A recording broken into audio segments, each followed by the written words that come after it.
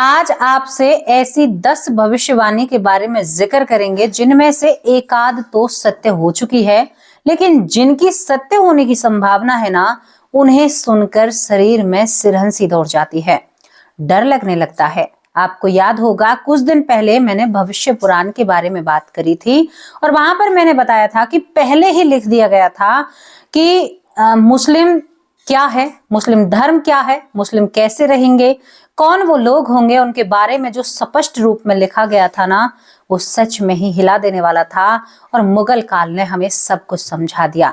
लेकिन आज भविष्य मालिका के बारे में बात हो रही है, जो पुरी के जगन्नाथपुरी में जिसका जिक्र होता है, जहां पर बहुत सारे संकेत दिए गए हैं और उस मालिका में लिखा हुआ है, उस ग्रंथ में लिखा हुआ है कि तबाही क्या होती है, विश्व युद्ध क्या होता है, धरती पर कलयुग में क्या क्या होने वाला है। जब सुनते हैं ना तो डर लगता है और एक ही बात दिमाग और मन से निकलती है कि हमें भगवान का पार्षद बनना चाहिए, हमें उनकी शरण लेनी चाहिए, क्योंकि भविष्य मालिका में साफ साफ लिखा हुआ है जो भगवान के शरणार्थी रहेंगे या भगवान को चाहते हैं, उन्हीं लोगों का यहाँ पर बचाव होगा। दुनिया की पूरी आबादी खत्म होने की कगार पर आ जाएगी, एक लौता ऐसा भारत देश होगा जिसमें आबादी कुछ ठीक ठाक रहेगी। भविष्य मालिका में लिखा हुआ है, मालिका में, कि यहाँ पर भारत विश्व गुरु बनेगा। अब दिमाग में एक ही बात आती है, जिस देश को हिंदू राष्ट्र बनाने में बहुत सारे लोगों की मेहनत लग रही है, लेकिन रिजल्ट अभी फीका फीका है, वो विश्व गुरु कैसे बन सकता है? क्या कोई भविष्यवाणी इस तरह से सत्य हो सकती है? बहुत बड़ी बात है। आज आपको 10 जानकारियां देंगे जिनको जानकर आपको लगेगा कि हाँ, बातें तो कुछ सत्य हो रही हैं। आज बात कर रहे हैं भविष्य मालिका के बारे में, जो एक ऐसा ग्रंथ है जिसको आज से 650 साल पहले लिखा गया था। उस जमाने में जब यहाँ पर अंग्रेजों का कोई भी नाम नहीं था, उस ग्रंथ में लिख दिया गया था कि कुछ समय ऐसा आएगा कि भारत में अंग्रेजों का भी राज होगा और भारत की जो जो चीजें लिखी गई थी उनमें से बहुत सारी चीजें सत्य हो रही हैं। दोस्तों, भविष्य मालिका में लिखा गया था, पहली जानकारी आपको दूं, जगन्नाथ का जो एक बहुत बड़ा पत्थर गिरेगा, यहाँ पर ध्वज में आग लगेगी। एक भविष्यवाणी ये है, जब जगन्नाथ के ध्वज में आग लगेगी तो उस वक्त समझ लेना कि हमारे आसपास हमारी तबाही है या कुछ ना कुछ होगा। भविष्य मालिका में तीसरी जानकारी आपको देते हैं कि विश्व युद्ध होने की पूरी संभावना क्या, कि विश्व युद्ध होगा। आसमान में कोई उल्का पिंड या कोई ऐसी चीज गिरने की यहाँ पर भविष्यवाणी की गई है। यहाँ पर बताया गया है भविष्य मालिका में कि हमारे जो भारत देश है, चीन यहाँ पर करीबन और मुस्लिम देशों के साथ मिलकर 14 मुस्लिम देशों के साथ मिलकर चीन भारत पर आक्रमण करेगा। ये भविष्य मालिका में लिखा हुआ है। अब सोचने वाली बात है, और यहाँ पर यह भी लिखा गया है कि जब चीन भारत पर आक्रमण करेगा तो उस वक्त भारत इस युद्ध को जीतेगा। यानी यहाँ पर इस युद्ध को जीतने के साथ साथ भारत एक अपनी नई छवि कायम करेगा और विश्व युद्ध में भारत बढ़ चढ़कर भाग लेगा, ये भी लिखा हुआ है। दोस्तों, यहाँ पर जब इन भविष्यवाणियों को सुनते हैं ना तो डर लगता है। सच में ही आज हम बोलने से कहते हैं कि हाँ भाई विश्व युद्ध, लेकिन आप समझते हो विश्व युद्ध क्या होता है? हर एक देश के पास अपनी अपनी शक्तियां हैं, अपने अपने परमाणु बम हैं। जब वो एक साथ काम करेंगे तो आप सोचिए तबाही का नजारा कैसा होगा। शायद मानव जाति इस सृष्टि से मिटने की कगार पर होगी, लेकिन उस वक्त भी भगवान का मात्र एक सहारा रहेगा।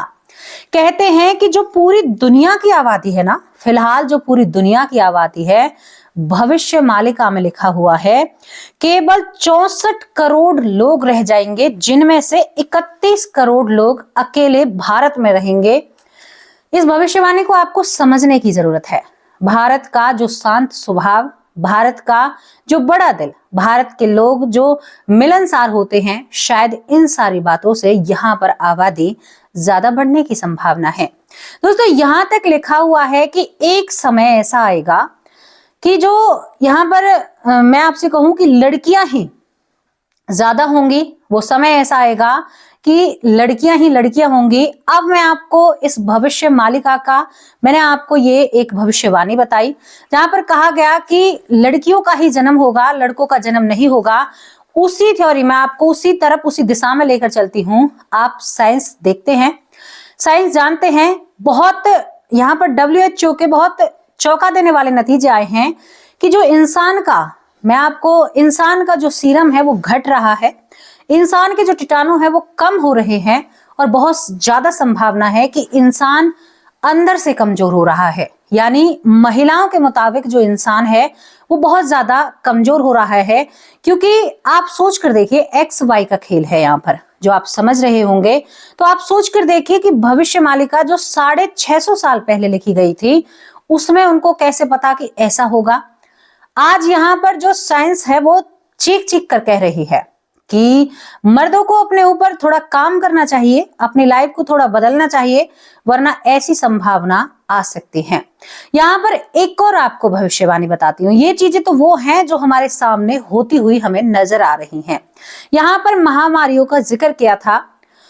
हर महामारी 100 साल या 150 साल बाद एक ना एक महामारी आती है जो बहुत सारे लोगों के ऊपर कष्ट बनकर उतरती है। कोरोना वायरस के बारे में साफ साफ भविष्य मालिका में लिखा गया था कि कोरोना वायरस जब आएगा तो लोगों की सांस के ऊपर, यानी जो हवा है, वायु है, उसके ऊपर गहरा प्रभाव होगा और यानी वायु में बहुत ही ज्यादा दूषित हो जाएगी। तो देखने वाली बात है, यही हुआ। और ये सब कुछ कब से कब तक होगा, जितनी बातें मैंने आपको बताई हैं। हाँ, एक और भविष्यवाणी बताती हूँ, फिर उसके बाद आपको बताऊंगी कि कब से कब तक होगा।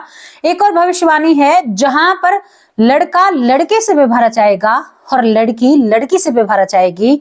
आज से 650 साल पहले ये सब कुछ नहीं था, सच में ही नहीं था। लेकिन आज आप देखिए, हमारे देश में कानून भी पास हो गया और लड़के लड़कों से प्यार कर रहे हैं। आप इंस्टाग्राम पर, फेसबुक पर, यूट्यूब पर बहुत सारी वीडियो देखते होंगे जहां पर दो लड़के आपस में प्यार कर रहे हैं, विवाह भी कर रहे हैं और उनकी जिंदगी, वैवाहिक जीवन चल रहा है। जहां पर लड़की लड़की से प्यार कर रही है और उनका जीवन बहुत अच्छे से चल रहा है। दोस्तों, यहाँ पर यह चीज कही गई थी।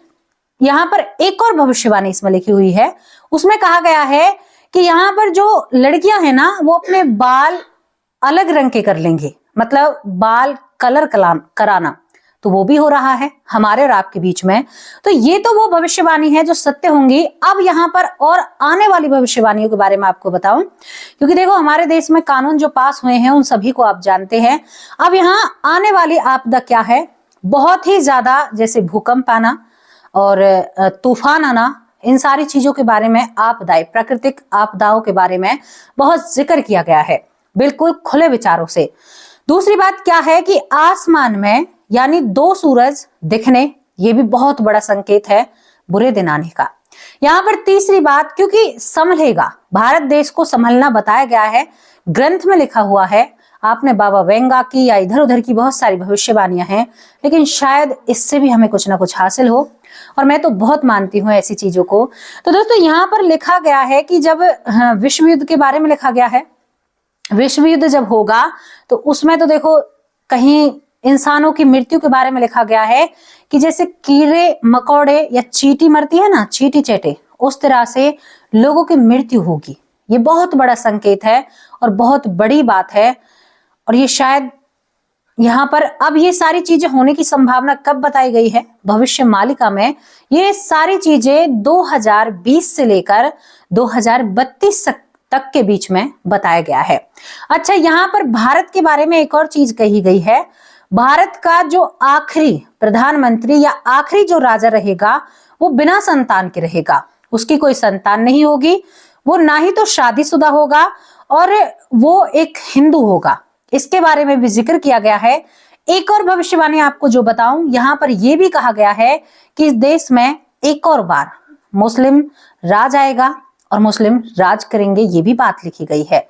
लेकिन आखिरी जो राजा होगा वो एक हिंदू होगा और वो शासन पर वो होगा जिसकी कोई संतान नहीं होगी और वो बिना संतान के होगा, देश हित में कार्य करेगा। ये भी बात भविष्य मालिका में लिखी गई है। अब दोस्तों, ये बातें लिखी किसने? यहाँ पर ये जगन्नाथ के मंदिर के बारे में कई समंदर का पानी इतना बढ़ जाएगा कि यहाँ पर सीढ़ियों तक पानी आएगा। दूसरी बात, अमेरिका का एक बहुत बड़ा हिस्सा पानी में विलुप्त हो जाएगा। ये भी भविष्य मालिका में लिखा हुआ है। यहाँ पर आज से 650 साल पहले भविष्य मालिका में लिख दिया गया था, रूस जो देश है, रूस एक हिंदू राष्ट्र बनेगा। अभी तो हमारे भारत देश की ही बारी पता नहीं कहाँ है, लेकिन भविष्य मालिका में रूस देश के बारे में लिखा हुआ है कि रूस देश हिंदू धर्म को अपनाएगा। मैं आप लोगों से पूछना चाहती हूँ कि क्या ऐसा हो सकता है? ये भविष्यवाणियां हम आपको बता रहे हैं। इन चीजों से तसल्ली भी मिलती है और बेचैनी भी बढ़ती है। बेचैनी विश्व युद्ध को, तीसरा विश्व युद्ध जो लोगों को हिलाकर रख देगा, विश्व युद्ध को देखकर डर लगता है। सच में ही डरने वाली बात है। आज लोगों को लगता है कि ये क्यों नहीं हो रहा, क्या हो रहा है, लेकिन उस समय की परिस्थिति अगर आपने अपनी आंखों से देखी ना, तो शायद पांव जमीन पर नहीं टिकेंगे, लोग चींटियों की तरह जमीन पर रहेंगे। ये बहुत बड़ी बात है। प्रार्थना करते हैं कि भगवान ऐसा आगे कभी भी ना हो, लेकिन जो उस विधाता ने लिख दिया उसे कोई नहीं बदल सकता। दोस्तों, यहाँ पर रही रूस की बात, तो रूस भी बहुत सारी जगहों पर अपना परचम खड़ा करेगा और अपने आप को एक नई शक्ति बनाकर इस दुनिया के सामने करेगा। अमेरिका के बारे में जो बात कही गई थी कि एक बहुत बड़ा हिस्सा जल में शायद समाधि लेगा, ये बात भी कुछ लिखी गई है भविष्य मालिका में। तो आप बताइए आपको कितनी ऐसी लगती है? दोस्तों, यहाँ पर ये बहुत सारी जानकारी जो कि यहाँ पर हमारे संत भगवान अच्युतानंद दास जी ने भविष्य मालिका में 650 या 600 साल पहले लिखी गई थी। और यहाँ पर एक बात मुझे बहुत अजीब लगी। बहुत सारी भविष्यवाणियां हैं जो मैं आप लोगों के सामने रखूं तो बहुत वक्त निकल जाएगा। एक और भविष्यवाणी जो सत्य हुई, इनकी लिखी हुई, यहाँ पर लिखा गया था कि किसान खेतों में खेती नहीं करेगा। कहां कर रहे हैं? आज कोई भी किसान खेतों में खेती नहीं करता है। कोई जमीन बेच रहा है तो कहीं मजदूर कर रहे हैं। वो कृषि नहीं रही है भारत में। ये बात भी सत्य हो चुकी है। ये बात भी सत्य हो रही है। कमाल की बात है। 600 साल पहले किसी को क्या पता कि किसान कृषि नहीं करेगा, खेती नहीं करेगा। बहुत बड़ी बात है, सच में ही। यहाँ पर मैं आपको एक और खबर बताती हूँ कि आपने हनुमान प्रसाद पोद्दार जी के बारे में सुना होगा। मैंने भी एक घटना उनके बारे में बताई थी। जब वो पूरा काम काज करके समंदर के किनारे बैठा करते थे तो उनके पास एक पारसी आता है और वो उनसे अपनी मुक्ति की गुहार लगाता है कि मुझे मुक्ति नहीं है। उन्होंने कहा कि यहाँ पर जो हनुमान प्रसाद पोद्दार जी होते हैं, उनसे कहा कि भाई इतनी सारी आत्माएं इस मृत्यु लोक पर भटक रही हैं कि इतनी इंसानों की जनसंख्या नहीं है जितनी एक ऊर्जा की जनसंख्या यहाँ पर फैली हुई है। मुझे मोक्ष दिलाओ। तो यहाँ पर मुक्ति दिलाने की बात जब ये व्यक्ति करता है जो कि हनुमान प्रसाद पोद्दार जी को देखता है, वो कहता है कि पता नहीं तुम्हें देखकर मेरी आंखों को ठंडक मिलती है, एक सुकून मिलता है। और जो मैं भीतर ही भीतर, पारसी कहता है इस बात को, जो मैं भीतर ही भीतर जल रहा हूं ना, उसमें शांति मिलती है। मुझे सब कुछ समझ में आया है। क्या तुम मुझे इस मृत्यु लोक से दूर भेज सकते हो, मेरी मुक्ति करा सकते हो? तो यहाँ पर हनुमान प्रसाद पोद्दार जी कहते हैं कि मैं तुम्हारी मुक्ति कैसे करा सकता हूँ? तुम कोई हिंदू धर्म में थोड़े ही हो जो तुम्हारे लिए मैं कुछ करूं। वो कहते हैं कि कोई भी धर्म अपना लो, लेकिन जाना सभी को यहीं पर है और यहीं पर सबका उद्धार होगा। आत्माएं क्यों भटक रही हैं? यहाँ पर उस पारसी ने ये बात भी बताया कि आत्माएं क्यों भटक रही हैं, क्योंकि हिंदू धर्म में सभी लोग नहीं है ना, बहुत ज्यादा लोग दूसरे धर्म में हैं और जिनकी आत्माओं को शांति नहीं मिल रही है, वो भटक रही हैं। ये बात एक पारसी ने कही। और आपने हनुमान प्रसाद पोद्दार जी की ये घटना जरूर सुनी होगी। इस घटना से हम जोड़ सकते हैं और बता सकते हैं कि क्या ये बातें कितनी सत्य हैं। भविष्य मालिका जो कहती है, जो उसमें लिखा है, सब कुछ सत्य होगा। वो तबाही भी आएगी, एक झलक सतयुग की भी होगी। इसी कलयुग में एक झलक सतयुग की भी होगी। और यहाँ पर बताया गया है कि कलयुग का अंत कैसे होगा। कल की अवतार के बारे में भी बताया है, जो कि संभल में कहते हैं, लेकिन दो संभल है भारत में। एक तो संभल ही संभल है और एक यहाँ पर दूसरा संभल जो उड़ीसा में है। अब ये नहीं पता कि कल की भगवान कहाँ पर जन्म लेंगे। ये सारी बातें बहुत रहस्यमयी होती हैं। इन रहस्यमयी बातों को जानकर सच में ही दिल में एक सवाल उठता है, काश मैं इन सारी बातों को जान पाऊं। दोस्तों, ऐसे ऐसे महान ऋषि जिन्हें ये पता था कि आगे बहुत से लोगों ने मुगल काल की भविष्यवाणी करी थी, बहुत से लोगों ने अंग्रेजों के काल की भविष्यवाणी करी थी, अब बहुत हमारे जो ग्रंथ है वो बताते हैं कि कलयुग का अंत कैसे होगा। आपने कभी पढ़ा होगा तो हमारे ग्रंथों में लिखा है, हमारे सारी चीजें लिखी हुई हैं कि कलयुग का अंत जब होगा तो सूर्य से प्रलय बताई गई है, मतलब हर चीज जल कर तपेगी। क्योंकि अब की बार मैं एक छोटी सी बात आपको समझाना चाहती हूँ। मेरे पापा बहुत अच्छी तरह से बताते हैं इन सारी चीजों को। कहते हैं कि कलयुग में बहुत सारी चीजें, मतलब गंदगी बहुत फैलेगी। जो प्लास्टिक है ना, क्योंकि प्लास्टिक पानी में गलती नहीं है, जमीन के अंदर गाड़ दीजिए वो तब भी नहीं गलेगी। तो यहाँ पर अब की जो प्रलय है वो सूर्य से बताई गई है हमारे शास्त्रों में, हमारे ग्रंथों में, कि भाई सूर्य से जो चीज है वो तप कर अपनी अपनी जगह जाएगी, क्योंकि अग्नि ही इन सारी चीजों को शांत कर सकती है।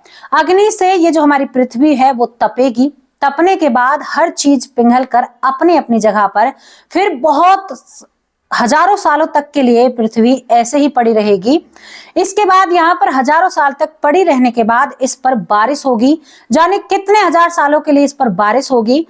फिर इसमें जो कहते हैं ना कि भूकंप आता है, जो लहरें बनेंगी, जैसे समुद्र मंथन हुआ था उसी तरह से इस पृथ्वी पर मंथन होगा और उसके बाद इस पृथ्वी पर दोबारा से एक नए युग की शुरुआत होगी। इस तरह से हमारे ग्रंथों में लिखा हुआ है। अब आपको साइंस की तरफ लेकर चलती हूँ।